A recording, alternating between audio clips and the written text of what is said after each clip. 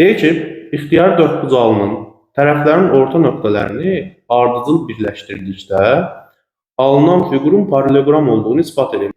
Amma biz yenə də baxaq. İxtiyar dördbucaqlı olduğu üçün ixtiyarı çəkirəm mən də.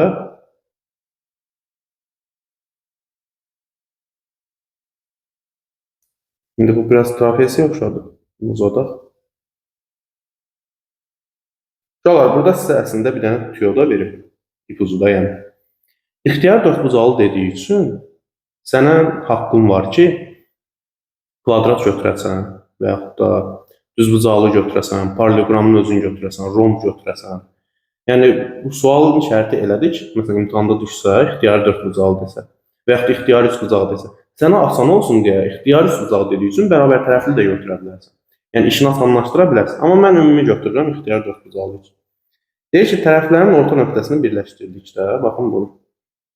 Tərəflərin orta nöqtəsini birləşdirdik. Bu zaman birləşdirəndə alınan fiqur paralelogram olsun. İndi tam çəkmirəm. Baxın, bu dördbucaqlının diaqonalını çəkdim. Siz diqqət edin, burada soldakı, daha doğrusu yuxarıdakı üçbucağı. Bu da tərəfin orta nöqtəsidir. Bu da tərəfin orta nöqtəsidir. Mən tərəfin orta nöqtəsini birləşdirəndə bu üçbucağın orta xətti olacaqmı? Olacaq. Eyni ilə digər üçbucağa baxın. Bu iki tərəfin ortasını birləşdirəndə bu üçbucağın da orta xətti bu olacaqmı? Olacaq. İndi orta xətt də oturacağa paraleldir. Orta xətt də oturacağa paraleldir. Həndəsənin aksiyomlarına görə də bir-birinə, belə deyirik ki, paralel olan düz xətt üçüncüyə də paraleldirsə, belə deyək də, üç düz xətt cüt-cüt paraleldirsə, üstə bir-birinə paraleldir.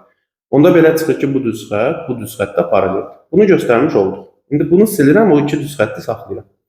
Keçirəm, məsələn, digər diaqonalını çəkirəm, fikir verin.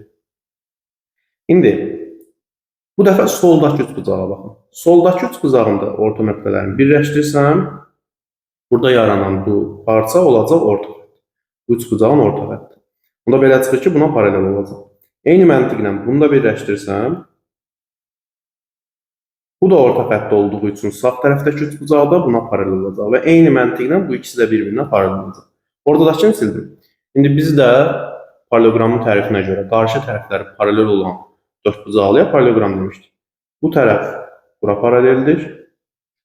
Bu tərəf də bura paraleldir.